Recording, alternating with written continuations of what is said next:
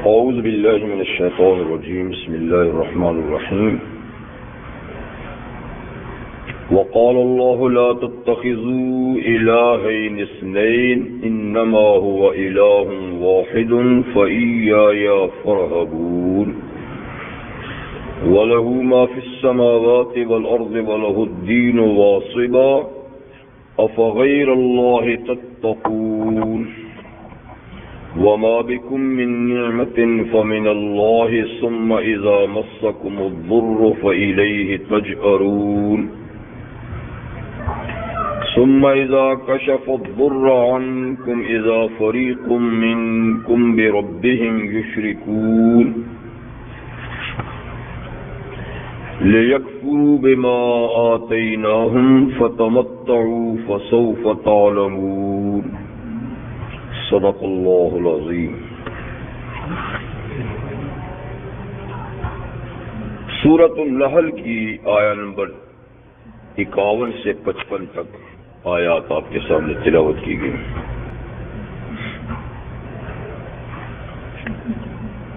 ان آیات مبارکہ سے پہلے بیان ہوا تھا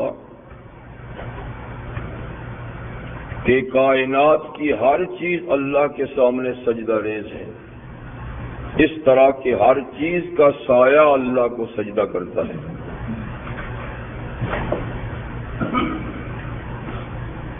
صبح بھی اور شام بھی۔ اس لحاظ سے جو لوگ اللہ کے منکر ہیں اور اپنے اختیار سے اللہ کے سامنے نہیں جھکتے، سایہ تو ان کا بھی جھکتا ہے۔ تو سایہ تو ہر چیز کا اللہ کو سجدہ کرتا ہے، کافروں کا بھی کرتا ہے۔ جو اپنے اختیار سے سجدہ نہیں کرتا، سایہ تو ان کا بھی سجدہ کرتا ہے۔ تو سائے کے لحاظ سے تو کائنات کی ہر چیز اللہ کے سامنے سجدہ کرتی ہے، اور اس کے علاوہ تمام فرشتے سجدہ کرتے ہیں، عبادت کرتے ہیں۔ سجدے کا معنی عبادت۔ اور کچھ لوگوں کے علاوہ اور کچھ جنات کے علاوہ ایک بڑی تعداد انسانوں کی اور جنات کی بھی اللہ کو سجدہ کرتی ہے اپنے اختیار سے، اور باقی ساری مخلوق اللہ کی عبادت کو کرتی ہے۔ تو بتایا یہ اللہ تعالیٰ نے کہ اس سے کیا فرق پڑے گا کہ کچھ لوگ جنات یا انسان سجدہ نہیں کرتے تو نہ کرے، سایہ تو ان کا بھی کرتا ہے، اور سایہ تو ہر چیز کا کرتا ہے۔ آج کی آیات میں پھر اسی عقیدے کی وضاحت کی جا رہی ہے، اور باقاعدہ یہاں اللہ تعالیٰ ارشاد فرماتے ہیں کہ وقال اللہ، اللہ نے یہ فرمایا، یا اللہ تعالیٰ یہ فرماتے ہیں لا تتخذوا الہین اثنین، کہ دیکھو دو خدا نہ بناؤ، لا تتخذوا نہ بناؤ، الہین اثنین، الہین کا معنی بھی دو خدا اور اثنین کا معنی بھی دو ہے، تو یہ تاکید ہوگی۔ دو سے ہی تو شروع ہوتا ہے نا سلسلہ، یعنی شرک کی ابتدا دو سے شروع ہوتی ہے نا، تو یہ ابتدائی بات شروع کر دی۔ دو نہ بناؤ، انما و الہ واحد، کیونکہ خدا ایک ہی ہے، معبود ایک ہی ہے، لہذا دو نہ بناؤ۔ تو اقوام عالم میں، دنیا کی قوموں میں مجوسی ایک ایسی قوم ہے کہ جو دو خدا مانتی ہے۔ تو جیسے کہ اس آیہ کریمہ میں ان کا رد کر دیا اللہ تعالیٰ نے۔ مجوسیت کا رد سورہ انعام کے شروع میں بھی ہوا تھا، الحمدللہ الذی خلق السماوات والارض وجعل الظلمات والنور، یہ سب حمد و ثنا کا مستحق وہ اللہ ہے جس نے آسمانوں اور زمینوں کو پیدا کیا، اور روشنی اور تاریکی کو بھی اسی نے پیدا کیا۔ یہ مجوسیت کا رد ہے۔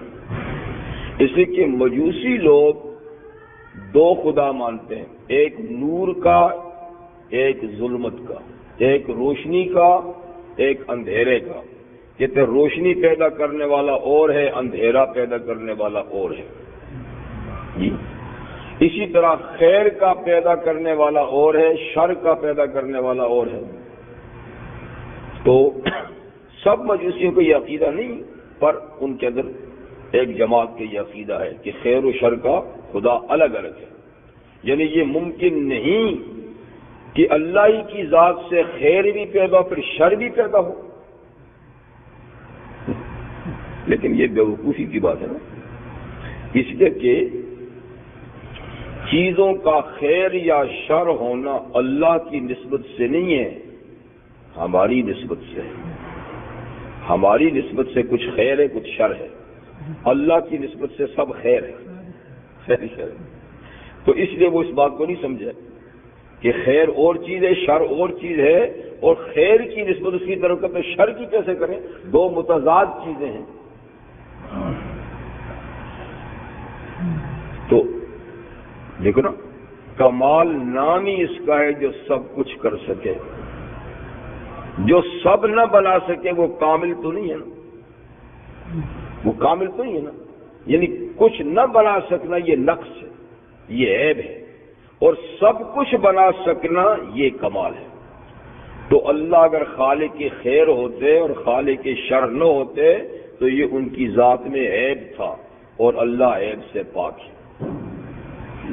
تو اس لیے خیر و شر کے مالک کون ہے؟ اور خالق اللہ تعالیٰ ہے، اس لیے دو خدا نہیں، پر مجوسی نے اس کو قرار دیا اہرمن اور یزدان، اہرمن اور یزدان۔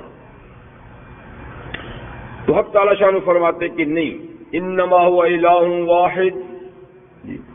اور سورہ بقرہ میں دوسرے پارے کے آخر میں اللہ تعالیٰ نے اس پر ایک دلیل بھی قائم فرمائی ہے، لو کان فیہما آلہۃ الا اللہ لفسدتا۔ اگر اس زمین و آسمان کے اندر اللہ کے سوا کوئی اور بھی پاورفل طاقت ہوتی، جی، اور بھی کوئی معبود خدا ہوتا تو یہ نظام کبھی کا بگڑا ہوا ہوتا۔ تو وہ ایک ہے جو نظام جوں کا توں چل رہا ہے، جی، ایک منٹ اور ایک سیکنڈ کا بھی فرق نہیں ہو رہا، اور ہر چیز جس ترتیب سے قائم کی ہے اسی ترتیب کے ساتھ جا رہی ہے۔ تو یہ دلیل ہے نا کہ خدا ایک ہے، دو ہوتے اور دونوں کی طاقت برابر ہوتی تو ٹکراؤ ہوتا، کبھی نہ کبھی تو ہوتا، کبھی نہ کبھی تو ہوتا۔ اور اگر ٹکراؤ کی صورت و مقابلے کی صورت میں ایک کی چل جاتی دوسرے کی نہ چلتی تو نہ چلنے والا خدا نہیں ہو سکتا۔ جو مغلوب ہو وہ خدا نہیں ہوتا، خدا وہ ہے جو غالب ہے، اور غلبے اور مغلوبیت کا پتہ پھر مقابلے میں ہوتا ہے۔ تو بہرحال یہ برہان اور یہ دلیل ہے اس بات کی کہ کائنات کا سسٹم جو ٹھیک چل رہا ہے تو ایک ہی اللہ ہے جو چلاتا ہے، جی، عالم قدس سے لے کر یدبر الامر من السماوات الى الارض، آسمانوں سے زمین تک اللہ تعالیٰ ہی مدبر ہیں، تدبیر کرتے ہیں اور نظام کو چلاتے ہیں، عرش سے لے کر تحت الثری تک، ساتویں زمین کے نیچے تک، یعنی اللہ کے سوا جتنی کائنات ہے نا سب کو ہی چلاتے ہیں۔ اللہ کے سوا ہر چیز جو کائنات چلاتی ہے اس کے مدبر اللہ تعالیٰ ہے۔ یہ تو مجوسیت کا رد ہو گیا کہ دو خدا نہیں ایک، اور اس کے علاوہ تین خدا ماننے والا تو آپ کو پتہ نا اربوں کی تعداد میں ہمارے پڑوسی، جی، تو تین خدا ماننے والے یہ تو بہت بڑی تعداد ہے ان کی، تثلیث کا عقیدہ رکھنے والے۔ اور ان کے علاوہ پھر ہندوؤں میں بھی تین کا عقیدہ رکھنے والے ہیں۔ ویسے ہندوؤں میں ایک بڑی تعداد تو کروڑوں خدا مانتی ہے نا، 33 کروڑ، جی بالکل 33 کروڑ، تائید کر رہا ہوں ابھی، تو 33 کروڑ یعنی خود مخلوق سے بھی خدا زیادہ ہے، ہندوؤں کی اپنی تعداد سے بھی جی زیادہ ہے۔ تو لیکن جب اسلام ہندوستان میں آیا اور جب اس عقیدہ پر بحث مباحثہ شروع ہوا تو ان کے پاس اس پہ دلیل تو کوئی نہیں تھی، تو اس لیے دلیل میں ہمیشہ وہ مات کھاتے رہے، یہاں تک کہ ان کا ایک نیا لیڈر پیدا ہوا، سوامی صاحب، سوامی دیانند، تو اس نے ایک نئی اس میں اصلاح کی، ہندو مت میں اصلاح کی کہ واقعی یہ مسلمان ٹھیک کہتے ہیں، یہ اتنی مصیبت کو کس کو راضی کرو گے؟ تو انہوں نے بہرحال 33 کا تو انکار کر ہی دیا، لیکن 3 میں آ کر وہ پھنس گئے، یعنی پورا عقیدہ توحید پھر بھی نہیں اپنایا، اور 3 میں پھر بھی پھنس گئے کہ ایک تو یہ ہو گئے پرماتما جی، اور ایک روح اور ایک مادہ، کہتے یہ تینوں قدیم ہیں، یہ ہمیشہ سے ہیں، حالانکہ ہمیشہ سے صرف اللہ کی ذات ہے، روح اور مادہ مخلوق ہیں، اللہ نے ان کو پیدا کیا ہے، یہ پہلے سے نہیں تھے، جیسے بخاری شریف میں نا قال اللہ ولم یکن شیء، ایک دور تھا کہ صرف اللہ تھے، ولم یکن شیء، اور کچھ بھی نہیں تھا، تو معلوم ہوا کہ مادہ ہمیشہ سے نہیں، روح ہمیشہ سے نہیں، ہمیشہ سے صرف اللہ کی ذات ہے، تو لیکن وہ کہتے ہیں یہ 2 چیزیں بھی پرانی ہیں، یہ بھی اللہ کی طرح قدیم ہیں، تو اس طرح گویا وہ بھی تثلیث کے چکر میں پھنسے ہوئے ہیں، تو صرف اور صرف اللہ کی توحید کا عقیدہ وہ صرف اسلام کا عقیدہ ہے، اسلام کا عقیدہ ہے، تو اسی کو بیان فرمایا کہ انما هو الہ واحد، بے شک اللہ ایک ہے، فَإِيَّايَ فَارْهَبُونِ، سو اللہ فرماتے ہیں مجھ سے ہی ڈرو، کسی سے ڈرنے کی ضرورت نہیں ہے، اس لیے کہ سب سے بڑی قوت اللہ کی ہے، اور جو سب سے بڑی قوت کے دامن میں پناہ لیتا ہے وہی محفوظ ہوتا ہے، چھوٹی قوتوں کے سامنے جو آئے گا وہ پس جائے گا، جو بڑی قوت کے سامنے رہے گا وہی محفوظ ہوگا، تو فَإِيَّايَ فَارْهَبُونِ، سو مجھ سے ہی ڈرو۔ اس پر یہ دلیل کہ ایک ہی اللہ ہے اور 2 یا 3 یا اس کے علاوہ جو لوگوں نے کئی ایک بنائے ہوئے وہ نہیں ہیں، اس پر دلیل یہ ہے کہ وَلَهُ مَا فِي السَّمَاوَاتِ وَالْأَرْضِ، جو کچھ آسمانوں اور زمین میں ہے وہ سب اسی کا ہے، تو زمین و آسمان میں سب کچھ اسی کا ہے، تو جن کو تم یہ معبود مناتے ہو تو وہ بھی تو زمین و آسمان کے اندر کی چیزیں ہیں، تو وہ بھی اسی کی ہوئی، اور وہ مالک ہوا اور خالق ہوا، اور مالکیت اور خالقیت جو ہے نا جب فقط اللہ کی ہوئی تو مخلوق خدا نہیں بنتی، ماننا پڑے گا کہ مخلوق یا مملوک جو ہے نا وہ خدا نہیں ہوتا، خالق خدا ہوتا ہے، تو جب وَلَهُ مَا فِي السَّمَاوَاتِ وَمَا فِي الْأَرْضِ ہے کہ جو کچھ آسمان اور زمین میں سب اللہ کا ہے، تو وہ جن کو تم معبود سمجھتے ہو وہ بھی اللہ کے ہیں، تو وہ اللہ کی ملکیت ہوئے، اور ملکیت مالکیت کے منافی ہوتی ہے، جو ملک ہوتا ہے، جو مملوک ہوتا ہے وہ مالک نہیں ہوتا، جو مخلوق ہے وہ خالق نہیں ہوتی۔ وَلَهُ الدِّينُ وَاصِبًا، اور اسی کے لیے ہے دین ہمیشہ، واصب بمانے لازم کے یا اور دائم کے ساتھ، وَلَهُ الدِّينُ وَاصِبًا، اور دین ہمیشہ سے کس کا ہے؟ اللہ ہی کا ہے، اللہ ہمیشہ سے دین اس کا ہے۔ أَفَغَيْرَ اللَّهِ تَتَّقُونَ، جب بات یہ ہے تو کیا تم اللہ کے سوا اوروں سے ڈرتے ہو؟ تو اللہ کے سوا اوروں سے ڈرنے کی کوئی وجہ نہیں ہے۔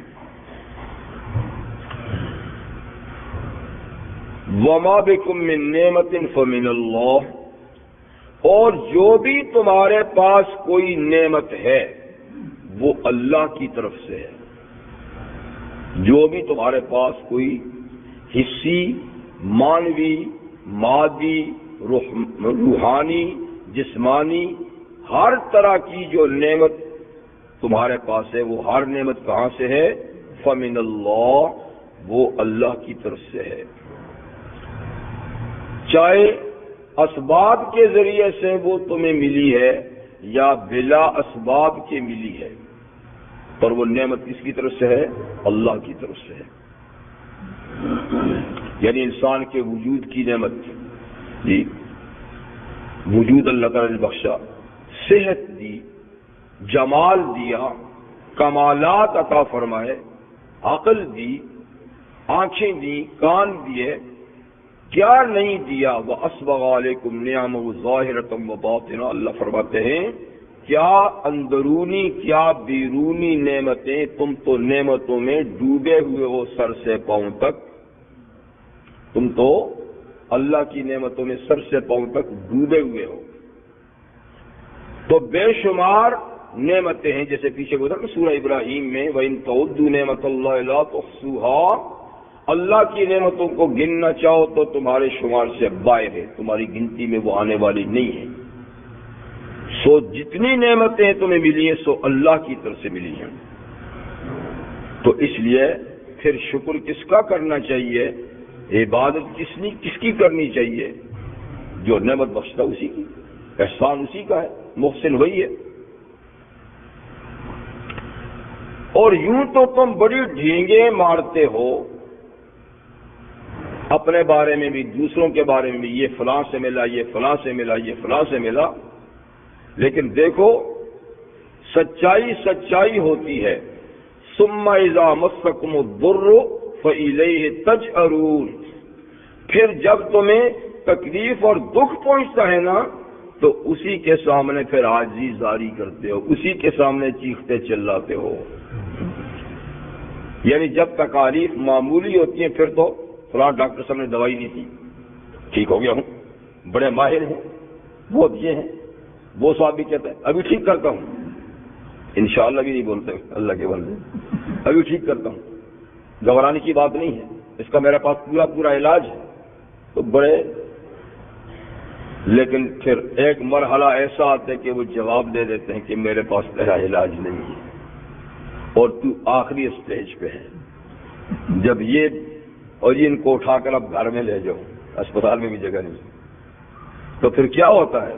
ثم الیہ تجأرون، جب ہر طرف سے آس ٹوٹ جاتی ہے، نا امید ہو جاتے ہو، تو پھر اسی کے سامنے گڑ گڑاتے ہو، اے اللہ اب تو ہی ہے، اب تو ہی ہے، تو پہلے کیوں نہیں کہا تھا؟ پہلے کوئی اور تھا، اب تو ہی ہے۔ تو بڑے بڑے منکرین خدا جو ہے نا، ان کی بھی آخری حالت میں بے ساختہ زبان سے اللہ کا نام نکلا۔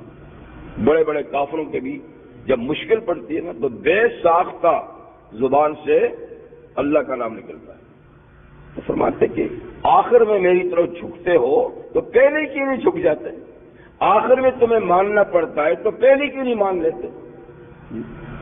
تو ثم الیہ اذا مسکم فالیہ تجأرون، جیسے کہ ایک دوسری آیت میں فرمایا اذا غشیہم موج کالظلل دعوا اللہ مخلصین لہ الدین، جب سمندری سفر میں موجوں کے گرداب میں کشتی پھنس جاتی ہے، جہاز پھنس جاتا ہے جی، تو پھر کیا ہوتا ہے؟ دعوا اللہ مخلصین لہ الدین، اللہ کو خالص کر کے پکارتے ہیں کہ اے اللہ اب آپ ہی بچائیں گے۔ اس سے پہلے تو بہت کچھ کہتے ہیں لیکن اس وقت آپ ہی بچائیں گے۔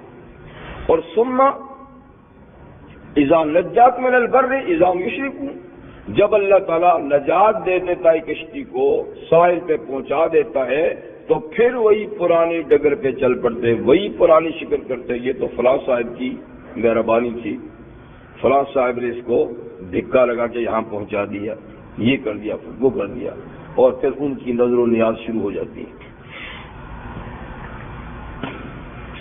ثم اذا کشف الضر عنکم، پھر جب اللہ تکلیف تم سے دور کر دیتا ہے، اذا فریق منہم بربہم یشرکون، تو اس وقت تم میں ایک جماعت پھر اپنے شرک پہ اتر آتی ہے اور پھر وہی باتیں کرتے ہو اور وہی ان کی نظر و نیاز اور ان کے نام کی دعائی جن سے کسی کو عقیدت ہوتی ہے۔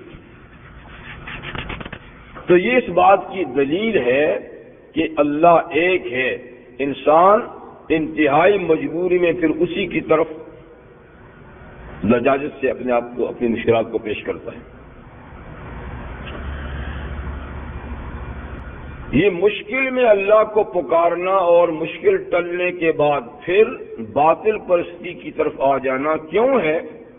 لِيَكْفُرُوا بِمَا آتَيْنَاهُمْ، تاکہ یہ لوگ ناشکری کریں اس کی جو ہم نے ان کو دیا ہے۔ ناشکری کریں یا کفر بمان ناشکری کے، کفران نعمت۔ تو فَتَمَتَّعُوا، اللہ تعالیٰ فرماتے ہیں نجات تو میں نے دی، صحت تو میں نے بیماری سے دی، اور اس وقت تم نے مجھے پکارا بھی، شرک سے بیزاری کا بھی اعلان کیا، لیکن صحت کے بعد، عافیت کے بعد تم پھر مکر گئے اور پھر تم نے نسبت اوروں کی طرف شروع کر دی۔ کوئی بات نہیں، فَتَمَتَّعُوا، تھوڑے دن ہیں، فائدہ اٹھا لو۔ تمہاری تمہارا ہر جائی پن ہمیں معلوم ہے کہ مشکل میں تم آتے ہو اور مشکل ٹلی تو تم چلے جاتے ہو۔ اس کا فوری حل تو یہ تھا کہ فوری سزا دی جاتی، لیکن اللہ تعالیٰ فوری طور پہ سزا نہیں دیتے، مہلت دیتے ہیں۔ اس لیے فرمایا فَتَمَتَّعُوا، کچھ فائدہ اٹھا لو۔ فَسَوْفَ تَعْلَمُونَ، ان قریب جان لوگے، جب ہمارے پاس آؤ گے تو پھر تمہیں پتہ چل جائے گا کہ اس دو رنگی کا اور دو رخی کا کیا نتیجہ نکلتا ہے۔ اس کے بعد آیت نمبر 56 میں اور اس کی بعد کی آیات میں اللہ تعالی شرک کی ایک اور قسم بیان فرماتے ہیں۔ یہ ہے مالیات میں شرک۔ وہ تو اعتقادات کی شرک تھی نا، 2 خدا، 3 خدا یا کئی خدا، حاجت روا۔ اور یہ ہے مالیات میں کہ مالی عبادت جیسے بدنی عبادت کا خاص مستحق اللہ ہے، رکوع، سجدہ، قیام، ہاتھ باندھ کے کھڑا ہونا، ٹھیک ہے نا، یہ سب کا مستحق، یا طواف کرنا، سب کا مستحق کون ہے؟ اللہ تعالیٰ۔ یہ بدنی عبادت ہے۔ اور مالی عبادت یہ ہے کہ کسی کی خوشنودی، اس کی رضا حاصل کرنے کے لیے جی، اور مشکل میں کام نکالنے کے لیے کسی کے نام پر کچھ مال دینا، جی، اس کو نیاز کہتے ہیں، نیاز، نظر بھی کہتے ہیں۔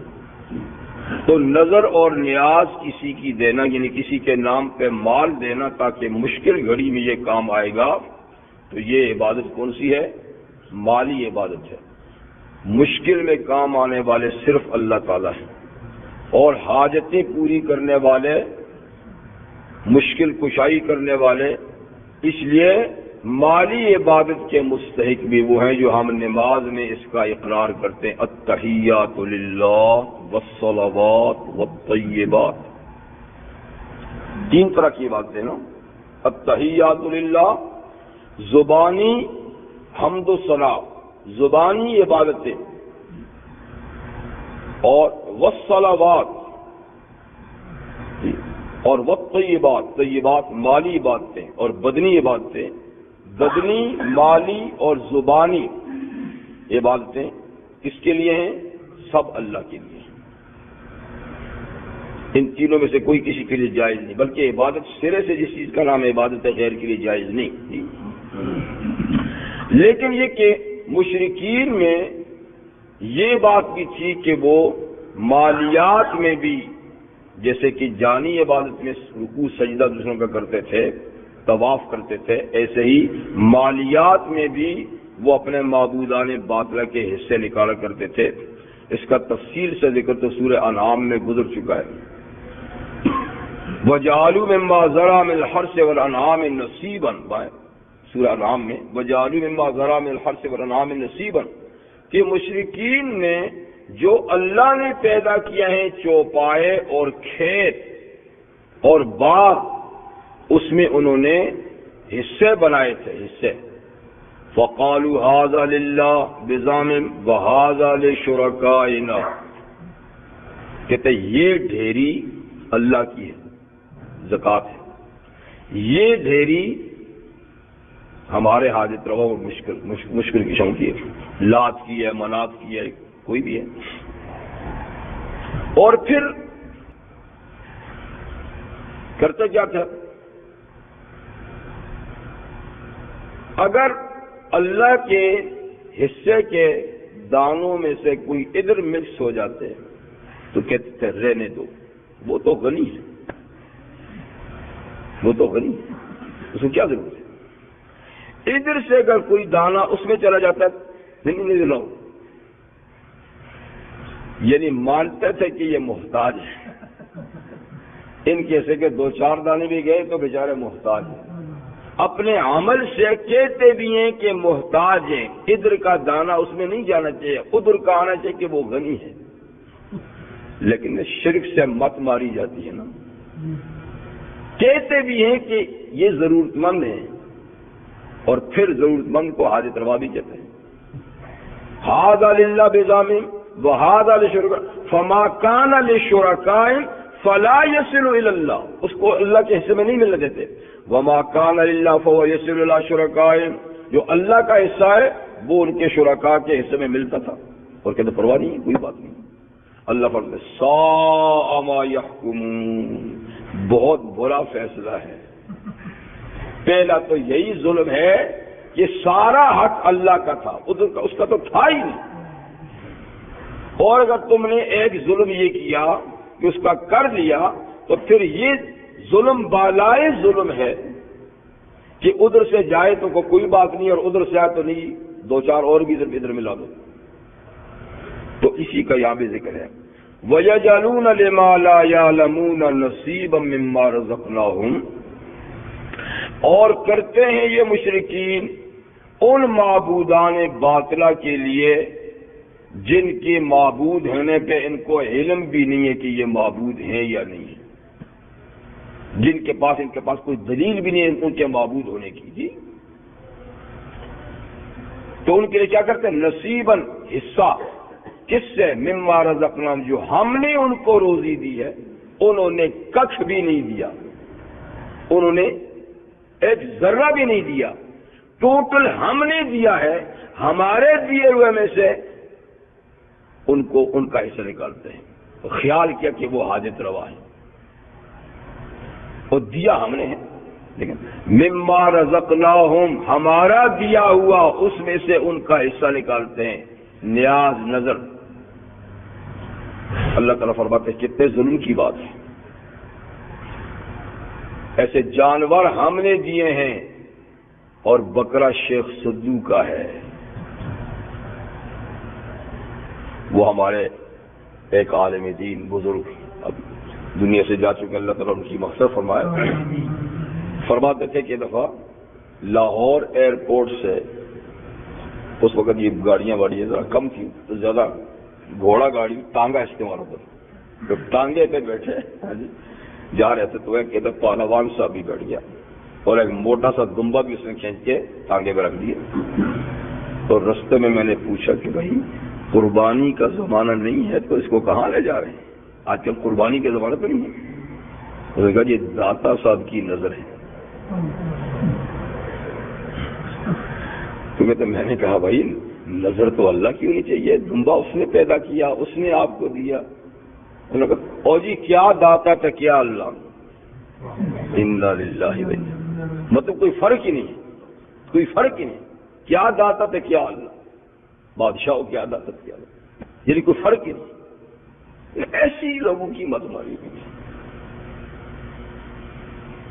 تو دیا اللہ نے، جانور اللہ نے دیا، کھیت اللہ نے اگایا، باغ اللہ نے دیا، پیسہ اللہ نے دیا، قوت آپ کو اللہ نے دی، ہر چیز اللہ نے، ما بکم من نعمت فمن اللہ، جو تمہیں نعمت ملی سو اللہ کی طرف سے ملی، اور پھر تم اس میں حصے اوروں کے لگاتے ہو۔ کہاں حضرت داتا نے فرمایا کہ میرے حصے لگانا؟ ان بیچاروں کی تعلیمات کو تو دیکھتے ہی کوئی نہیں، ان کے مشن سے تو واقفیت ہی نہیں ہے، ان کی کتابیں تو پڑھتا ہی کوئی نہیں ہے، اور یہ ساری باتیں خود ان کے ذمے اپنی طرف سے لگا دیتے ہیں کہ وہ ایسے ہیں اور وہ ایسے ہیں۔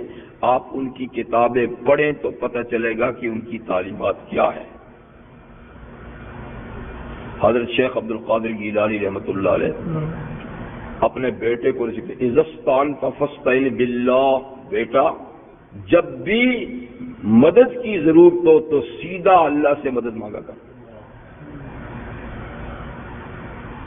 اور ہم تو وظیفے پڑھتے ہیں، یا شیخ عبد القادر جیلانی شیئا للہ، ہمیں تو وظیفے بتائے جاتے ہیں کہ شیخ عبد القادر اللہ کے واسطے کچھ دو، جو وصیت کرتے ہیں کہ جو مانگنا ہے اللہ سے مانگنا۔ اس لیے کہ ہم تو ضرورت نہیں محسوس کرتے کہ ان کی تعلیم پہ چلیں، جس رستے پہ وہ گئے تھے اس رستے پہ جائیں، نہیں، اس کی ضرورت نہیں ہے۔ ہم نے ایک سستا رستہ تلاش کیا ہوا ہے کہ تھوڑا سی نذرانہ دے دیں اور 11ویں شریف میں دودھ دے دیں۔ ان بیچاروں کے ذمہ بھی یہ ذمہ لگا کہ ان کے نام سے ایک 11ویں شریف ہے، شریف عجیب تماشا، عرس شریف، تیجا شریف، 40واں شریف۔ جس چیز کی بنیاد ہی نہیں ہے اس کے ساتھ شریف۔ کبھی پوچھا فرض شریف، میں فجر کے فرض شریف پڑھ کے آیا ہوں، میں نے ظہر کے سنت شریف ابھی نہیں پڑھے، اپنے میں نے پڑھنے ہیں، سنا کہ نہیں؟ مستحب شریف، نفل شریف، ان سے تو غرض ہی نہیں ہے نا۔ یہ تو موقع ملا تو آئے اور پتہ نہیں اوپر نیچے ہو کے چلا جائے، اس لیے کہ ہم نے تو وہ دینی ہے، وہ راضی ہو گئے نا تو اس کی کوئی بات نہیں ہے، وہ بازو سے پکڑیں گے اور جنت میں پہنچا دیں گے۔ ان کو خوش کرو، تو ان کو خوش کرنے کے لیے پتہ نہیں کیا کچھ کرتے ہیں، اور اخیرہ کیا ہوتا ہے کہ اگر اس دن یہ بھینسوں والوں کی بات کرتا ہوں، جانوروں والوں کی، اس دن اگر کہتے ہیں دودھ بیچ دیا نا یا کسی کو دے دیا تو بھینسیں دودھ ہی نہیں دیتی جی۔ 11ویں شریف کا دودھ بالکل ان کی نیاز کے طور پہ دینا، اس دن نہ خود کھانا ہے، نہ بیچنا ہے، نہ کسی کو دینا ہے۔ اور آخرہ کیا کہ اگر کچھ ایسا کر دیا تو جانور دودھ ہی نہیں دیتے جی۔ تو حضرت کا کوئی اتنا ہولڈ ہے جانوروں پر، تمہارے نہیں دیتے تو میں پوچھتا ہوں جو ان کی نیاز نہیں دیتے تو ان کی بھینسیں بھی پھر خشک ہو جاتی ہوں گی، ان کی تو چلتی۔ شیطان نے ایسی پٹی پڑھائی ہوئی ہے کہ لاکھ سمجھائیں کسی کی سمجھ میں بات آتی ہی نہیں کہ میاں اللہ کو راضی کرو۔ وہ بندگان خدا اللہ کو راضی کرتے کرتے یہاں پہنچے ہیں، تم بھی اللہ کو راضی کرو، اتنا نصیب تو کم از کم قریب تو ہو جاؤ گے نا۔ لیکن یہاں ساری الٹی گنگا بہائی جا رہی ہے کہ ان کو خوش کرو، وہ کر دیں گے۔ آگے کا معاملہ میں آپ سے پوچھتا ہوں وہ کیا کر دیں گے؟ یہ صحیح حدیث آپ کو کئی دفعہ سنائی ہے کہ محشر کے میدان میں جب اللہ تعالیٰ کے سامنے ساری مخلوق اولین آخرین کھڑی ہوگی اور برسوں تک کھڑی ہوگی، اور کھڑے ہی رہنا، بیٹھنے والی بات تو ہے نہیں ماں جی، تو پریشان ہو جائیں گے لوگ کہ کوئی حل نہیں مسئلے کا، کوئی پوچھ گچھ نہیں، کوئی حساب کتاب نہیں، کھڑے ہو کہ ہم پریشان ہیں، پسینے میں ڈوبے ہوئے ہیں، شدت کی گرمی ہے، کوئی کسی کنارے لگ جائے۔ پر کون ہے جو اللہ کے سامنے زبان کھولے؟ اس لیے لوگ پریشانی کے عالم میں سوچیں گے، مشورہ کریں گے کہ کسی کو بھیجیں، ہم تو نہیں جا سکتے، تو طے کریں گے کہ اور کون ہو سکتا ہے؟ ابا جانی ہو سکتے ہیں جن کی ہم اولاد ہیں، آدم علیہ السلام، جو اللہ کے خلیفہ ہیں، اللہ نے اپنے دست قدرت سے بنایا ہے، نبی بنایا ہے، خلافت دی ہے کہ اور فرشتوں کو سجدہ کرایا ان کے سامنے، تو ان سے بڑی شخصیت کون ہے؟ انہی سے جا کر کہتے ہیں کہ وہ اللہ کے سامنے درخواست کریں کہ ہمارا کوئی حساب کتاب ہو، کسی ٹھکانے لگے، ہم تو پریشان ہیں۔ تو یہ سارے لوگ مل کر، حدیث میں یہ صحیح حدیث ہے کہ آدم علیہ السلام کے سامنے جائیں گے کہ ابا جان جی آپ خلیفۃ اللہ فی الارض ہیں، آپ مسجود ملائکہ ہیں، آپ پہلے نبی پہلے انسان ہیں جی، اللہ نے آپ کو پہلے جنت میں بھی بھیجا ہے، تو آپ ہماری یہ درخواست اللہ کے سامنے پیش کریں۔ تو حدیث میں کہ آدم علیہ السلام کیا کریں گے کہ میں آج یہ درخواست پیش نہیں کر سکتا، مجھے اپنی فکر ہے، مجھ سے اگر وہ سوال ہو گیا تو میں اس کا کیا جواب دوں گا؟ تم جاؤ نوح کے پاس جو ایک بڑے جلیل القدر پیغمبر ہیں، جنہوں نے 950 سال مشکل حالات میں اللہ کا پیغام پہنچایا، بڑی ماریں کھائیں اس کے لیے، اور اللہ نے ان کی قوم کو ان کی دعا سے ہلاک کیا۔ تو آپ ان کے پاس جائیں گے تو وہ بھی کیا کریں گے؟ معذرت کہ میں تو بیٹے کے بارے میں سوال کر گیا تھا تو مجھے وہاں ڈانٹ پڑی تھی، اگر آج پھر وہی بہت عجیب میں کیا کروں گا؟ سو نہیں۔ ابراہیم خلیل اللہ کے بعد وہ خلیل ہے، اللہ کا دوست، کہ ان کے نام پر اس نے اپنی جان آگ میں پھینکی، ان کے حکم سے بیٹے کے گلے پہ ایک چھری چلائی جی، انہوں نے اللہ کا کعبہ تعمیر کیا، تو وہ بڑی شان والے ہیں۔ تو ان کے پاس آئیں گے تو وہ بھی معذرت کریں گے، وہ موسیٰ کلیم اللہ، وہ عیسیٰ روح اللہ، وہ محمد الرسول اللہ کے پاس بھیجیں گے۔ تو میں عرض یہ کر رہا ہوں کہ اتنے بڑے بڑے جلیل القدر پیغمبر تو اللہ تعالیٰ کے سامنے زبان کھولنے سے کترائیں گے، تو کیا حضرت شیخ عبد القادر گیلانی رحمۃ اللہ علیہ یا دوسرے بزرگان دین جو ہیں ان میں یہ ہمت ہوگی کہ کسی کا ہاتھ پکڑیں گے کہ نہیں جی اس کو جہنم میں نہیں جانے دوں گا، یہ میرا بندہ ہے؟ بے شک دیکھیں، بے شک شفاعت کا عقیدہ برحق ہے، ولی بھی شفاعت کرے گا، نبی بھی شفاعت کریں گے، فرشتے بھی شفاعت کریں گے، عالم بھی کریں گے، حافظ بھی کریں گے، حاجی بھی کریں گے، شہید بھی کریں گے، لیکن جس کو ادھر سے پرمیشن ملے گی وہ کرے گا۔ وَلَا يَشْفَعُونَ إِلَّا مَنْ أَذِنَ لَهُ الرَّحْمَٰنُ، جس کو رحمان کی پرمیشن ہوگی وہ، اور جس کے متعلق ہوگی اس کی، اپنے اختیار سے کسی کی ہمت نہیں ہوئی کہ جا کر بات کرے، جس کے لیے جا کر کرے۔ تو لوگوں کو غلط باتیں بتائی جا رہی ہیں اور دین سے لوگوں کو دور کیا جا رہا ہے کہ بس فلاں صاحب کو خوش کر دو جی، باقی نمازوں کی اور ان چیزوں کی اتنی ضرورت نہیں ہے، وہ آگے تمہاری بگڑی بنا لیں گے جو اپنی بگڑی نہیں بنا سکتے۔ تو اللہ تعالیٰ کے صاف صفائی سے فرماتے ہیں، کیونکہ یہ کام کسی ایرے غیرے کے ساتھ تو لوگ نہیں کرتے کہ اس کے لیے حصے، اس کے لیے پیسہ ہو، اس کے لیے دانے، اس کے لیے جی، یہ ظاہر بات ہے کہ لوگ جس کو دیکھتے کہ یہ بہت نیک بندہ ہے تو اس کے ساتھ یہ معاملہ کرتے ہیں، اور نیک بندوں کا معاملہ یہ ہے کہ انبیاء کرام جو ہے نا وہ ہمت نہیں کریں گے تو دوسرا نے کیا ہمت کرے گا۔ بہرحال مالی عبادت ہو، جانی عبادت ہو، زبانی عبادت ہو، اس کا مستحق کون ہے؟ فقط اللہ تعالیٰ ہے۔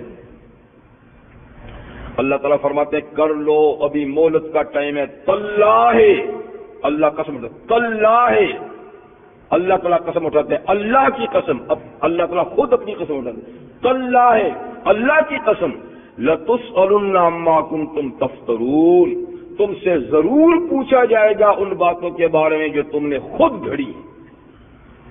میری کتاب میں بتاؤ، اللہ فرمائے گا میری کتاب میں بتاؤ، میرے نبی کی تعلیمات میں یہ چیزیں بتاؤ، یہ تم نے خود گھڑی ہیں، تو تم سے اس کے بارے میں پوچھو گی۔ اس کے بعد ایک اور ظالمانہ روش کا اللہ تعالیٰ ذکر فرماتے ہیں کہ یہ بھی ایک کفر اور شرک کی بات ہے اللہ کے لیے اولاد کی بات کرنا، اللہ کا صاحب اولاد ہونے کا عقیدہ رکھنا، اللہ کی طرف اولاد کی نسبت کرنا، یہ بھی کیا ہے؟ کفر اور شرک کی ایک قسم ہے۔ ایک تو پیچھے کہہ دیا نا، دو خدا یا اس سے زیادہ نہیں، اب یہ اولاد کی بات ہے۔ وَيَجْعَلُونَ لِلَّهِ الْبَنَاتِ، اور دیکھیے یہ لوگ اللہ کے لیے بیٹیاں مقرر کرتے ہیں کہ اللہ صاحب اولاد ہے اور اولاد میں بھی خدا کی بیٹیاں ہیں۔ عیسائی تو خیر بیٹا کہتے ہیں نا، لیکن یہ بیٹیوں کا عقیدہ مشرکین عرب میں سے کچھ قبائل کا تھا، جس میں ایک قبیلہ بنی خزاع، بنی بکر، ان کا عقیدہ ہوتا تھا، سب عربوں کا نہیں، کہ فرشتے اللہ کی بیٹیاں ہیں۔ بیٹی بھی کون ہے؟ فرشتے۔ جتنے ملائکہ کہتے ہیں یہ بیٹیاں ہیں۔ آئی کہاں سے ہیں؟ وَجَعَلُوا بَيْنَهُ وَبَيْنَ الْجِنَّةِ نَسَبًا، اللہ اور جنات کے درمیان انہوں نے رشتہ داری گانٹھ رکھی تھی۔ یہ بات یہ ہے کہ جنی عورتیں جو ہیں نا، یہ معاذ اللہ ثم معاذ اللہ، یہ اللہ کی بیویاں ہیں، اور ان سے پھر یہ ملائکہ بیٹیاں ہیں۔ جنی عورتیں بیویاں ہیں اور ان کے ذریعے سے یہ ملائکہ بیٹیاں ہیں۔ وَجَعَلُوا بَيْنَ الْجِنَّةِ نَسَبًا، تو یہ نسب اور یہ رشتہ داری جنات کے ذریعے سے انہوں نے مقرر کی تھی۔ اللہ فرماتا ہے سبحانہ، اللہ اولاد سے پاک ہے، نہ بیٹے ہیں نہ بیٹیاں ہیں، اللہ اولاد سے پاک ہے۔ لیکن ان کی یعنی اس ظلم کی بات کو دیکھیے کہ اگر بیٹے کی کہتے تو ظلم وہ بھی تھا کہ اللہ کا بیٹا، جیسے عیسائی کہتے ہیں، لیکن مشرکین بیٹوں کی بات نہیں کرتے، کہتے بیٹے ہمارے ہیں، بیٹیاں اللہ کی۔ وَلَهُم مَّا يَشْتَهُونَ، کہتے ہیں اللہ کی بیٹیاں ہیں، اللہ تو پاک ہے۔ وَلَهُم مَّا يَشْتَهُونَ، اور ان کی وہ ہیں جو یہ چاہتے ہیں، یعنی بیٹے۔ تو ان کو بیٹے پسند ہیں تو کہتے بیٹے ہمارے ہیں، بیٹیوں کے یہ دشمن تھے، اب یہ آ رہا ہے، بیٹیوں کے یہ دشمن تھے۔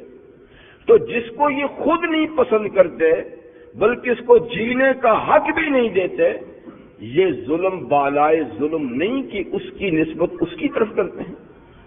جس کو یہ اپنے گھر میں برداشت نہیں کرتے، جس صنف کو اپنے گھر میں برداشت نہیں کرتے، اس کی نسبت اللہ کی طرف کرنا، یہ پھر ظلم بالائے ظلم ہے۔ جو اپنے لیے پسند نہیں کرتا تو دوسرے کے لیے ان کے پسند کرتا ہے۔ بات تو وہ بھی ظلم کی تھی کہ اللہ کا بیٹا ہے، لیکن بیٹے تمہیں پسند ہیں اور بیٹیاں تمہیں پسند نہیں، تو اللہ کی ذمہ ان کو تھومتے ہو۔ اب اللہ تعالیٰ فرماتا ہے کہ ان کو بیٹیاں کتنی ناپسند تھیں، ان کو بیٹیاں کتنی ناپسند تھیں، حالانکہ بیٹیوں کا خالق بھی اللہ ہے، بیٹوں کا خالق بھی اللہ ہے، پر ان کو بیٹیاں کتنی ناپسند تھیں۔ یہ اذا بشر احدهم بالانثى، جب ان مشرکین میں سے کسی کو گھر میں بیٹی کی ولادت کی خوشخبری دی جاتی کہ میاں تیرے گھر میں بیٹی پیدا ہوئی ہے، تو کیا ہوتا تھا؟ بجائے سے کہ مبارکباد قبول کرے، کیا ہوتا تھا؟ ظل وجہہ مسودا، اس کا چہرہ یہ بات سن کر فوراً سیاہ ہو جاتا تھا۔ بیٹی ہوئی ہے، چہرہ بالکل سیاہ ہو جاتا تھا، اور وہ ہوا کظیم، غصے سے دم گھٹنے لگتا تھا جب بیٹی پیدا ہوئی ہے، اتنی نفرت، چہرے کی تبدیلی، دم گھٹنے لگتا تھا بیٹی کی خبر سنتی۔ اچھا، اور پھر یتوارا من القوم، قوم سے چھپتا پھرتا تھا، کوئی اور نہ مجھے خبر دے دے، گھر چھوڑ دیتا تھا۔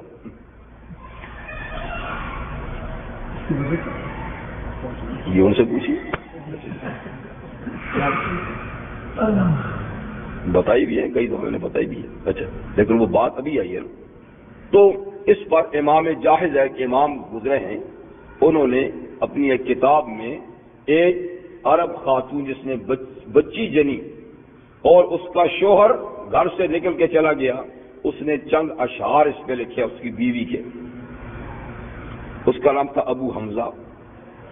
تو اس خاتون نے اپنے شوہر کے نام اشعار لکھے بھیجے کہ اے ابو حمزہ, کیا ہوا جو آپ نے گھر چھوڑ دیا ہے اور دوسرے گھر میں آپ چلے گئے ہیں, اس لیے کہ میں نے بیٹا نہیں جنا, تو یہ میرے اختیار میں بھی تو نہیں ہے نا, یہ تو میرے اختیار میں بھی نہیں ہے نا. ہم تو کھیتیاں ہیں, جو بیجے گا وہی کاٹے گا, ہمارا اس میں اختیار کیا ہے؟ ہم سے کیوں ناراض ہو کہ تم نے گھر چھوڑ دیا, گھر آنا کیوں چھوڑ دیا تو نے؟ یہ میرے اختیار کی بات تو نہیں تھی نا. تو گھر چھوڑ دیتے تھے. یتوارا من القوم, قوم سے چھپتے پھرتے تھے. کیوں؟ من سوء ما بشر بہ, اس برائی سے جو اس کو بیٹی کی ولادت کی خبر دی گئی ہے کہ یہ بری خبر دوبارہ کوئی نہ دے, کوئی اور مجھے دیکھ کے کوئی یہ پھر دوبارہ دوسرے, تو کوئی بھی دوبارہ یہ بات سننا گوارا نہیں کرتا, اس لیے چھپتے پھرتے تھے. پھر سوچتا تھا کہ اب کروں گا کیا. ایمسک علی ہون, یا ذلت برداشت کر کے اس بچی کو چھوڑ دوں, رہنے دوں, تو یہ ذلت ہوگی. کیا مطلب؟ بڑی ہوگی تو کوئی مانگنے کے لیے آئے گا. اب آپ کو بات بتا رہا ہوں, بڑی ہوئی تو کوئی مانگنے کے لیے آئے گا جی, اور بیٹی دینی پڑے گی, وہ میرا داماد بنے گا. شرم کی بات ہے, شرم کی بات ہے. بے وقوف, تو بھی تو کسی بیٹی کا بیٹا ہے, تو کوئی آسمان سے گرا ہے, کسی مرد نے جنا ہے, کسی جانور سے پیدا ہوا ہے, تو بھی تو کسی بیٹی کا بیٹا ہے, اور اس کو بھی تو کوئی مانگنے کے لیے آیا تھا نا جی. یعنی اس طرف نظر ہی نہیں ہے کہ ہم بھی کسی کے بیٹے ہیں, ہماری بھی کوئی ماں ہے, وہ بھی کسی کی بیٹی تھی, اس کو بھی کوئی مانگنے کے لیے آیا, میرا باپ بھی کسی کا داماد تھا. اور یہ سلسلہ تو انسانیت کی افزائش نسل کا اللہ نے بنایا ہے. لیکن نہیں, تیرے گھر میں, اور تو بھی تو کل گیا کسی کی بیٹی مانگنے کے لیے, تو بھی تو کسی کا داماد ہے. لیکن یہ نہیں, میرا داماد نہ بنے, مجھ سے مانگنے کے لیے کوئی نہ آئے. تو سوچتے تھا ایمسک علی ہون, کیا اس کو روکے رکھوں ذلت برداشت کر کے, ام یدسو فی التراب, یا ابھی لے جا کر زندہ مٹی میں گاڑ دوں. کیا کروں, کیا کروں. اور پھر میں نے کہا نا, کچھ قبائل تو خیر نہیں کرتے تھے, لیکن کچھ قبائل پھر زندہ گاڑتے تھے, مجھے بنی خزا, بنی کنانہ وغیرہ. اللہ فرماتے ہیں الا ساء ما یحکمون, خبردار بہت برا فیصلہ کرتے ہیں یہ لوگ بچیوں کے بارے میں, بہت برا, بڑا گھٹیا فیصلہ, بڑا شرمناک فیصلہ, بڑا ظالمانہ فیصلہ کرتے ہیں. تو طریقہ کار یہ ہوتا تھا, پھر ہر ایک کے اپنے اپنے طریقے تھے. یا تو بار سنا نا تو نہیں جاتے تھے نا, جیسے یہ نہیں جاتے تھے, اور کہتے تھے بھائی اس کو سنبھال کے آج اتر جاؤں گا, تو اسی وقت اس کو وہ جو جنانے والی دائی ہوتی تھی نا, بلکہ ماں بھی نفرت کرتی تھی, مجھے شکل دکھاؤ نہیں, ماں دونوں, اور اس کو جنوانے والے کو اس کو لے جاؤ کیچڑ میں دفن کر کے آ جاؤ, وہ اٹھا کے لے جاتی تھی. کچھ لوگ ایسا کرتے تھے, کچھ ایسا کرتے تھے کہ وہ 6 مہینے رکھتے تھے, یا 6 سال بھی رکھتے تھے. بعد 6 سال رکھنے کے بعد پھر جنگل میں انہوں نے مختلف اپنے انہوں نے بنائے ہوئے تھے کھڈے, پہلے سے تیار ہوتے تھے. تو 6 سال کی بچی ہو جاتی, پھر اس کو نہلا دھلا کر, اچھے کپڑے پہنا کر, سرما لگا کر, دلہن بنا کر, سیدھی سیدھی بات, باپ لے جاتا تھا. لے جا کر وہ جو پہلے سے تیار ہوتا نا کھڈا, اس میں اس کے کنارے پہ کھڑا کر کے دھکا دیتا تھا. وہ نیچے جاتی، اوپر سے ایک دم جھاڑیاں پتھر سب ڈال کے وہ چیختی رہتی. ایسے سنگ دل تھی. کوئی پانی میں ڈبو کے مار دیتے تھے، کوئی پہاڑ کی چوٹی سے گرا دیتے تھے، اپنے اپنے طریقے سے.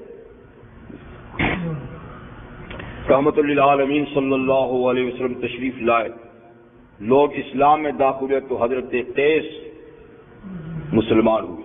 قیس رضی اللہ عنہ مسلمان تو ہو گئے لیکن بڑے پریشان، بڑے دکھیا. حضور نے پوچھا کہ قیس کیا بات ہے، کیوں دکھیا؟ کہا کا ایک منظر ہے وہ آنکھوں کے سامنے آتا تو چین نہیں لینے دیتا. کہ ہوا کیا ہے؟ کیونکہ اسلام تو پہلے سارے جرائم پر پانی پھیر دیتا ہے، پچھلا معاملہ سب صاف کر دیتا ہے. کیا کہ حضور 8 بیٹیاں اپنے ہاتھ سے گاڑی. اب احساس ہوا کہ کتنا ظلم کیا ہے. 8 بیٹیاں میں نے یکے بعد دیگر اپنے ہاتھ سے گاڑی. حضور نے فرمایا یہ اسلام سے پہلے کا جرم ہے، اللہ اس کو معاف فرما دیں گے، لیکن پھر بھی اپنی تسلی کے لیے ہر بچی کی طرف سے ایک ایک غلام آزاد کر دے. کہا آقا اتنی پوزیشن ہی نہیں، 8 غلام کیسے آزاد کروں؟ فرما اور کوئی جانور ہوں گے تو چل کوئی نہ کوئی جانور سب کا کر دے. یہ بھی یہ مطلب کہ اپنی تسلی کے لیے. ویسے یہ گناہ اسلام لانے سے معاف ہو چکے ہیں، پہلے کے کفر کے زمانے کے ہیں. ایک اور صحابی مسلمان ہوئے تو وہ بھی بڑے پریشان تھے. حضور نے پوچھا کہ کیوں بات ہے؟ ان کا حضور ایسے جرائم تو میں نے بہت سارے کیے ہیں لیکن ایک جرم کی سزا، ایک جرم جو ہے نا وہ ستائے رکھ رہا ہے مجھے. کیا ہے؟ کہ حضور میرے گھر بیٹی پیدا ہوئی تو اس ہمارے طریقہ کار کے مطابق 6 سال اس کو میں نے کچھ نہیں کہا. جب 6 سال ہوئے تو میں نے اپنی بیوی سے کہا کہ اس کو تیار کرو. اس نے ناز ہو رہا کہ اچھے کپڑے پہنائے، بیٹی کو میرے ہمراہ کیا، چل جاتے. پہلے سے میں نے اس کے لیے کھڈا کھودا ہوا تھا. جب ہم اس مقام پہ پہنچے تو میں نے بیٹی کو کہا ذرا کنویں میں جھانک کے دیکھ. تو بیچاری جھانکی تو میں نے پیچھے سے دھکا دیا اور اوپر سے مٹی تو چیخ رہی تھی ابو میرا قصور کیا ہے، مجھے کیوں دفن کر رہے ہو، کیوں مار رہے ہو؟ وہ چیختی رہی ابا ابا کہہ کے پکارتی رہی لیکن میرے دل میں ترس نہیں آیا اور میں نے اس کو گاڑ دیا. تو اس سے پریشان ہوں. حضور نے فرمایا کفر کے زمانے کی بات ہے، یہ تو معاف ہے جرم، لیکن تطیب کی خاطر، دل کی تسلی کی خاطر کوئی صدقہ دے دے، کوئی غلام آزاد کر دے، کوئی کچھ بھی کر دے. تو ایسے واقعات ہوتے تھے. اللہ تعالیٰ فرماتے کہ اس کو گوارا نہیں کرتے تھے. لیکن جہاں تاریکی ہوتی ہے وہاں کچھ روشنی بھی ٹمٹماتی ہے. گو کہ کفر کا زمانہ تھا، اندھیرا تھا اور ظلم تھا، لیکن کچھ بھلے لوگ بھی تھے. ان میں فرزدق ایک بڑا نامی گرامی شاعر گزرا ہے، اللہ کی توفیق سے وہ آخر میں مسلمان ہو گیا. فرزدق حضرت علی اور رضی اللہ کے زمانے میں جی. تو یہ بڑا یعنی جو بڑے نامی گرامی شاعر ہوتے تھے نا ان میں فرزدق کا نام. لیکن مسلمان ہونے کے بعد اس نے پھر شاعری چھوڑ دی تھی. ایک شعر اس نے کہا اسلام کے اندر آ کر. ایک پوچھا کہ اتنا بڑے نامی گرامی شاعر تھے، آپ نے شاعری کیوں چھوڑ دی؟ اس نے کہا جب سے قرآن آیا ہے تو اب شاعری نہیں چل سکتی، اس کے مقابلے میں شاعری حماقت. اب اس کی تلاوت ہی سب کچھ. تو ایک شعر کا الا کل شیء ما خلا اللہ باطل وکل نعیم لا محالۃ الزائل، بڑا قیمتی شعر. الا کل شیء ما خلا اللہ باطل، خبردار اللہ کے سوا ہر چیز فانی ہے. باطل بمائے فانی. وکل نعیم لا محالۃ الزائل، اور ہر نعمت ختم ہونے والی ہے. خیر اس کی تصدیق، اس کی تصحیح تو حضرت ابو بکر صدیق نے فرمائی. ابو بکر صدیق اشعار کا علاج کرتے تھے ڈاکٹر تھے کہ کون سا شعر ٹھیک ہے کون سا غلط ہے، کس کو کیسا ہونا چاہیے، اس کو یوں بدل دو، اس کو تو بڑے یعنی سلسلہ. تو انہوں نے کہا کہ پہلی بات تو ٹھیک ہے لیکن دوسری ٹھیک نہیں ہے. یعنی اللہ کل شیء ما خلا اللہ باطل، تو ٹھیک ہے کہ اللہ کی سب ہر چیز فانی ہے، لیکن کل نعیم لا محالۃ زائل، فرمایا کہ یہ ٹھیک نہیں ہے، اس لیے کہ ایسی نعمتیں بھی ہیں جو زوال پذیر نہیں، جو آخرت کی نعمتیں ہوں، جو ایمان کی نعمت ہے، جو اسلام کی نعمت ہے، جو نیکی کی نعمت ہے، تو یہ تو فانی نہیں، یہ تو ہمیشہ کے لیے ہے. فرمایا یہ ٹھیک نہیں ہے، پہلا والا ٹھیک ہے. چلیے خیر، اس کا مقصد بھی تو دنیا کی نعمت ہوں گی، یعنی دین کی نعمت، اس کا مقصد بھی تو نہیں ہوگا.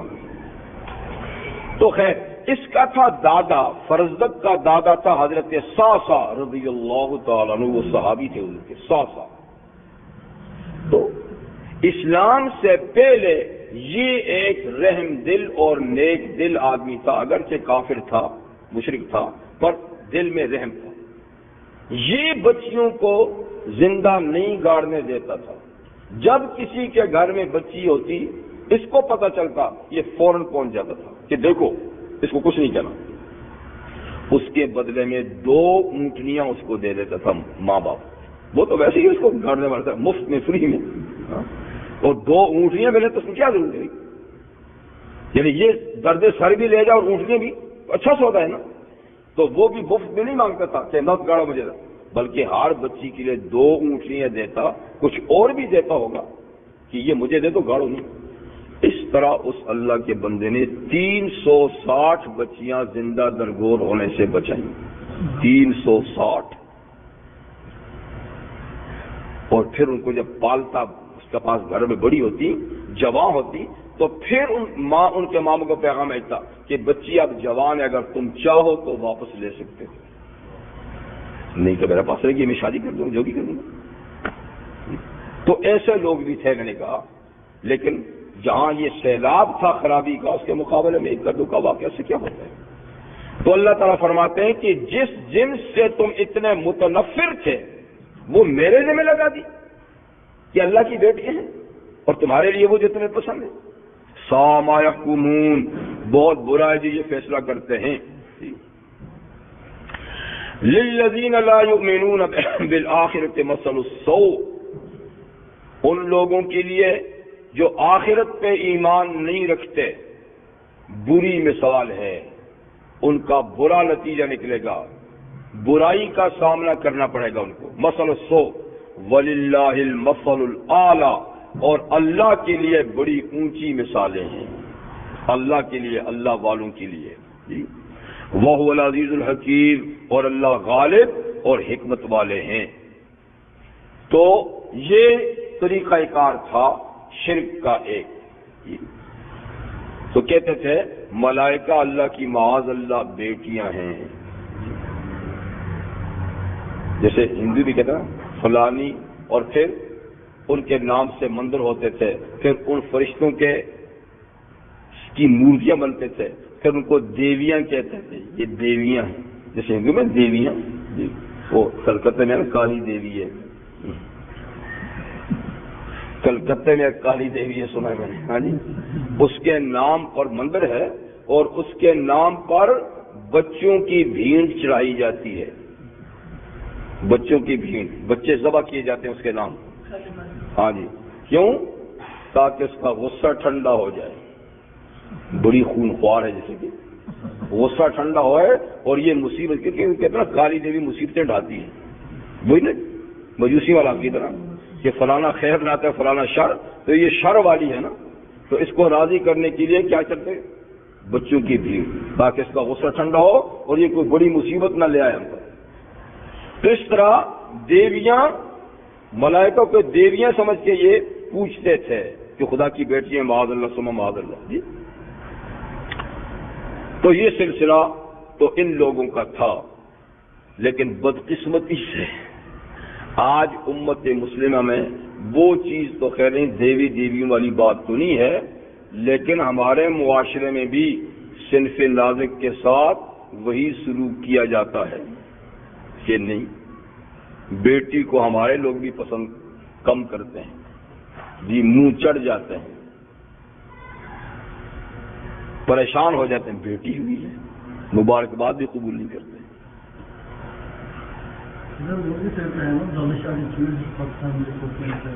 وہ بنائے جاتے ہیں، وہ بھی یہ ہے کہ وہ ان کے شاہ دولہ مرحوم تو اللہ کے بندے تھے جی، تو یہ بچوں کی نظر ہوتی ہے کہ میرا پیدا ہوا یا بچتا نہیں ہے تو یہ شاہ دولہ کا خادم ہوگا، تو پھر ان کے مزار پہ وہ بچے چھوڑے جاتے ہیں نظر کے، اور پھر جو وہاں مجاور تھے نا ظالم جی، وہ ان کے سروں پر یا ان کے جسم کے ساتھ میں ایسا سلوک کرتے ہیں تاکہ جسم بڑھے نہیں، سر بھی عجیب و غریب ہوں، ہاں، اور پھر ان کو کہتے ہیں شاہ دولہ کے چوہے، پھر ان کا انسان بھی نہیں کہتے چوہے، ہاں، اور پھر وہ مانگنے کے لیے بیچارہ بول بھی نہیں سکتے، ان کی پوری قوت کو ختم کر دیا جاتا ہے، شکلوں کو بگاڑ دیا جاتا ہے، اور مانگنے کے لیے وہ ایک سلسلہ ہوتا ہے کہ وہ کندھے پہ بٹھا کے ان کی سے مانگتے ہیں، تو یہ طریقہ، ہاں جی، تو عرض یہ کر رہا تھا کہ میں نے کہا کہ بیٹی کی پیدائش کو اب بھی ہمارے لوگ بھی نفرت سے دیکھتے ہیں، یہ بھی ظلم ہے،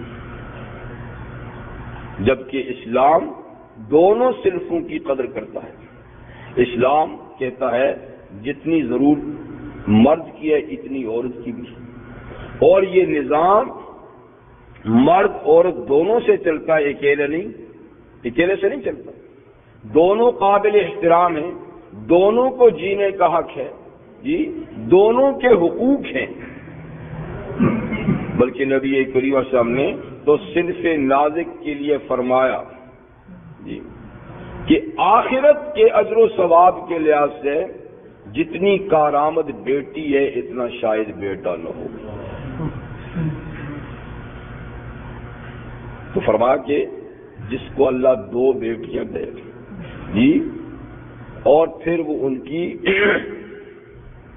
اچھی دیکھ بھال کرے، ان کی تربیت کرے، اور بیٹوں کو اس پہ ترجیح نہ دے، بیٹوں کو دوسری نظر سے، ان کو دوسری نظر سے، برابر نظر سے دونوں کو دیکھے، برابر تربیت کرے، برابر خرچ کرے جی، تو یہ بیٹیاں اس کے لیے عذاب جہنم سے پناہ بن سکتی ہیں۔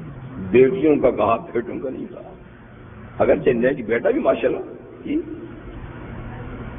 اور دیکھیے اللہ تعالیٰ کی مصلحت، رسول اللہ صلی اللہ علیہ وسلم کو اللہ نے بیٹے بھی دیے اور بیٹیاں بھی دی نا، لیکن بیٹے اللہ نے بچپن میں اٹھا لیے، سب رہی تو بیٹیاں، نسل رہی تو بیٹی سے، مگر یہ بات ہمارے سمجھ میں نہیں آتی، اور حضور علیہ السلام نے بیٹی سے کتنا پیارا سلوک کیا، کتنا عمدہ سلوک کیا جی، وہ بھی سامنے ہے، لیکن ہم مسلمان ہو کر پھر بھی وہی مشرکانہ اور غیر منصفانہ نظریات کو اپنائے ہوئے ہیں کہ بس یہ بیٹی کیوں ہوئی ہے، بیٹا ہونا چاہیے تھا، تو یہ چیز نہیں ہونی چاہیے۔ اللہ پیدا کرنے والا ہے، اور بیٹی آتی ہے تو اللہ کے تھرو آتی ہے، ماں کی اپنی اس میں مرضی نہیں، نہ باپ کی مرضی ہے، یہ اللہ کی مرضی ہے، تو اللہ ایک چیز دیتے ہیں اور کوئی اس پر ناراضگی کا اظہار کرتا ہے تو یہ اللہ کی تخلیق پر اعتراض ہے، اللہ کی تخلیق اور اس کے دین پر ناراضگی کا اظہار ہے، تو یہ کتنی بڑی قبیح بات ہے، یہ ایمان کو ضائع کرنے والی چیزیں ہیں۔ اللہ کی ہر نعمت پہ خوش ہونا چاہیے، جو اس نے دیا اچھا دیا، یہ اس کی مصلحت ہے، یہ اس کی مہربانی ہے، اس کی عنایت ہے۔ بہرحال اب یہ سوال پیدا ہوتا ہے اور اس کا یہ جواب ہے اگلی آیت کریمہ میں، وہ یہ کہ اتنے ظلم کے باوجود اتنی عذاب میں تاخیر کیوں ہے؟ ایسے ظالموں کو تو اسی وقت کڑی سزا ملنی چاہیے، اسی موقع پہ سزا ملنی چاہیے جو ایسا سلوک انسانیت کے ساتھ کرتے ہیں، بیٹیوں کے ساتھ کرتے ہیں یا کسی کے ساتھ بھی کرتے ہیں۔ تو اللہ تعالیٰ اس کا جواب دیتے ہیں کہ میرے ہاں جلد بازی نہیں، قانون ہے مہلت کا، اور یہ آپ کو بڑا طویل وقت لگتا ہے اپنے حساب سے کہ اتنے سال ہو گئے ظلم ہو رہا ہے، اتنے مہینے ہو گئے، اتنے صدیاں ہو گئی ظلم ہو رہا ہے، یہ طوالت تمہارے لحاظ سے اللہ کے نزدیک تو یہ سیکنڈ کی بات ہے کہ نا، آپ کو پتہ ہے نا کہ اللہ کے ہاں وہ دن نہیں ہے جو ہمارے ہاں ہے. وہاں کا آخرت کا ایک دن کتنی مقدار کا ہے؟ نہیں، 1000 سال. 50,000 سال کا تو صرف قیامت کا دن ہے بھائی. باقی آگے دن رات تو نہیں ہوں گے، لیکن جو ہوگا اس کا فاصلہ دنیا کے 1000 سال کے برابر ایک دن ہوگا. تو اللہ کیا ان یومن عند ربک کالف سنۃ مما تعدون، ایک دن تمہارے رب کے ہاں تمہارے 1000 سال کے گنتی، 1000 سال کے گنتی کے برابر ایک دن. تو بتائیے کہ جہاں ایک دن اتنا لمبا ہو تو ہماری زندگی تو سیکنڈ کی اس کا ہوگا نہیں، بس 1-2 سیکنڈ کی بات ہے جی. اس کے حساب سے 50 60 سال 70 80 سال کے کیا ہے؟ اس میں اگر اللہ تعالیٰ کسی کو مہلت دیتا تو وہاں تو سیکنڈ کی بات بھی نہیں ہے. اتنا بھی یعنی آپ برداشت نہیں کرتے کہ 1 سیکنڈ اللہ نے اس کو مہلت دے دی، کیونکہ اللہ تعالیٰ کیا پھر عذاب کے لیے تو لامحدود وقت ہے، سزا کے لیے تو لامحدود، خالدین فیہا، ہمیشہ ہمیشہ جہنم میں رہیں گے. تو 1 سیکنڈ کی مہلت مل گئی تو کون سی تنگی ہوگی؟ لیکن چونکہ ہمارے ہاں تو وہ زمانہ نہیں ہے نا، ہم تو اپنے حساب سے تو ہمیں بڑا لمبا رکھتے کہ اتنا ظلم ہو رہا ہے، اتنا ظلم ہو رہا ہے اور یہ بچیں گے. تو اللہ تعالیٰ فرماتے ہیں آخر میں نے دنیا کو قائم بھی تو رکھنا ہے نا. تو وَلَوْ يُؤَاخِذُ اللَّهُ النَّاسَ بِظُلْمِهِمْ، اگر اللہ تعالیٰ لوگوں کو بر وقت پکڑتا ان کے ظلم کی وجہ سے، فوراً پکڑتا ظلم کی وجہ سے، تو فرمایا کہ دنیا کا نظام ہوتا ہی نہ، دنیا کا نظام چلتا ہی نہ. تو اس کا نتیجہ یہ ہوتا کہ ما ترک علیہا من دابہ، زمین پہ کوئی چلتی پھرتی چیز آپ کو نظر نہ آتی. اس لیے کہ جب عذاب آتا ہے نا تو وہ تنہا ظالموں کو چن کر غائب نہیں کر دیتا. جب عذاب آتا ہے اس دنیا میں تو قانون یہ ہے کہ جی خشک کے ساتھ گیلی خشک اکٹھے جاتے ہیں، نیک و بد سب پہ آتا ہے. یہ صرف انبیاء کرام کے لیے ضابطہ ہے کہ عذاب آنے کی صورت میں نبی کو ہٹا دیا جاتا ہے، اور اس وقت جو مومن ہوں وہ بھی نبی کے ساتھ بچا لیے جاتے ہیں. نبی کے علاوہ دنیا کے عذاب سے بچاؤ کا قانون نہیں. جب عذاب عام آئے گا تو اس میں نیک و بد سب کے سب جائیں گے. اور یہی نہیں، انسان جب جائیں گے تو ساتھ میں اور مخلوق بھی. جب سیلاب آئے گا آپ بتائیے تو سبھی جائیں گے. تو اس طرح پھر زمین پہ کوئی چلتی پھرتی چیز آپ کو نظر نہیں آ گی. لیکن اللہ نے ایک وقت تک اس کو چلانا ہے نا، پھر اس لیے تعالیٰ مہلت دیتے ہیں. ابو ہریرہ رضی اللہ تعالیٰ عنہ سے ایک شخص نے کہا کہ ظالم اپنے ہی اوپر ظلم کرتا ہے، اس کے ظلم کا وبال اسی پہ پڑتا ہے. آپ نے فرمایا یہ کیا کہہ دیا تم نے؟ آپ نے فرمایا کہ نہیں، ظالم کے ظلم کے نتائج دوسروں پہ بھی ظاہر ہوتے ہیں. اور پھر فرمایا کہ سرخاب ایک پرندہ، سنو سرخاب دیکھا ہوگا نہیں ہوگا نہیں، نام تو سنا جی. تو آپ نے فرمایا کہ سرخاب کبھی اپنے گھونسلے میں بھوک سے مر جاتا ہے لوگوں کے ظلم کی وجہ سے. لوگوں کے ظلم کا اثر یعنی جانوروں پہ بھی پڑتا ہے. سرخاب جو بہت کہیں دور دراز رہتا ہے جنگلوں میں، تو کبھی ایسا ہوتا ہے کہ وہ اپنے گھونسلے میں مرا پڑا ہوتا ہے، اس کی وجہ بازار نظر نہیں آتی، لیکن لوگوں کے ظلم کی وجہ سے اس کو بھی تکلیف پہنچتی ہے. اور یہ بھی حدیث میں ہے کہ اگر کوئی برا شخص مر جاتا ہے تو سارے جانور خوش ہو جاتے ہیں. گناہگار، فاسق و فاجر یا کافر جب مرتا ہے تو فرمایا سب جانور خوش ہو جاتے ہیں. اچھا ہوا یہ مصیبت چلے گی، خدا نہ خواستہ اللہ اس کی وجہ سے کوئی عذاب لاتا تو ہم بھی بیچ میں رگڑے جاتے. اچھا ہوا جو یہ مر گیا. تو معلوم ہوا کہ ظالم کے ظلم کا اثر اس کی ذات تک نہیں دوسروں تک بھی ہوتا ہے، اس سے دنیا میں دوسرے بھی متاثر ہوتے ہیں. تو اس لیے اللہ تعالیٰ نے امہال کا مہلت کا قانون رکھا ہے کہ جلدی نہیں پکڑیں گے تاکہ اس کا اثر دوسرے پہ بھی جاتا ہے نا، تو کچھ وقت دیں گے. تو وَلَوْ يُؤَاخِذُ اللَّهُ النَّاسَ بِظُلْمِهِمْ، اگر اللہ تعالیٰ لوگوں کو ان کے ظلم کے باعث پکڑتا فوراً تو مَا تَرَكَ عَلَيْهَا مِن دَابَّةٍ، زمین پہ کوئی چلتی پھرتی چیز نہ چھوڑتا. وَلَكِنْ يُؤَخِّرُ إِلَىٰ أَجَلٍ مُّسَمًّى، لیکن اللہ مہلت دیتا ہے ایک مقررہ وقت تک کہ اس جرم کی سزا فلاں وقت تک نہیں دوں گا، پھر دنیا میں دوں گا تو فلاں وقت دوں گا، یا دنیا میں نہیں دوں گا آگے ہی دوں گا. ٹھیک، کبھی دنیا میں دیتے کبھی دنیا میں نہیں دیتے. لیکن فَإِذَا جَاءَ أَجَلُهُمْ، جب ان کا مقررہ وقت آ جاتا ہے جو اللہ کے علم میں ہے کہ فلاں قوم کو فلاں شخص کو فلاں وقت میں اس کے جرائم کی سزا دینی ہے، جب وہ وقت آ جاتا ہے تو لا يستأخرون ساعة ولا يستقدمون، پھر ایک لمحہ وہ عذاب نہ آگے آتا ہے نہ پیچھے آتا ہے، ٹھیک وقت پہ آتا ہے، اور کبھی اس کے اسباب کا پتہ ہی نہیں ہوتا، اسباب کا پتہ ہی نہیں ہوتا، عذاب کے دور دور تک آثار ہی نہیں ہوتے، ایک دم اللہ کے مقررہ وقت پر کہیں سے آ جاتا ہے. جیسے ابھی وہ کیا آیا ہے، پتہ نہیں کیا، ابھی کچھ مصیبت آئی ہوئی ہے نا جس کے لیے ڈر رہے ہیں. ہاں دیکھیں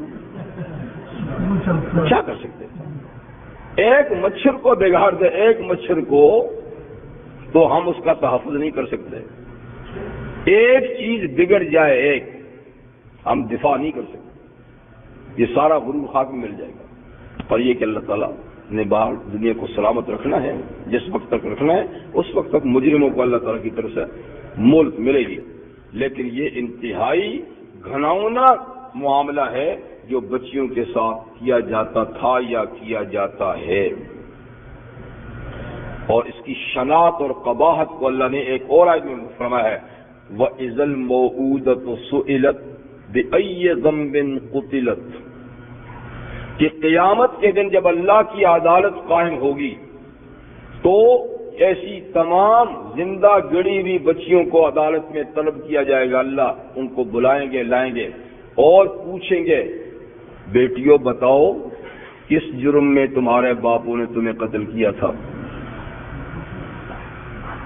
تو پوچھنا تو ظالم سے یہ تو مظلوم ہی نہیں، لیکن یہ ظالموں کو ذلیل کرنے کے لیے رسوا کرنے کے لیے سب مخلوق کے سامنے، ظاہر بات ہے اس کا جواب وہی ہے کہ بے قصور جی.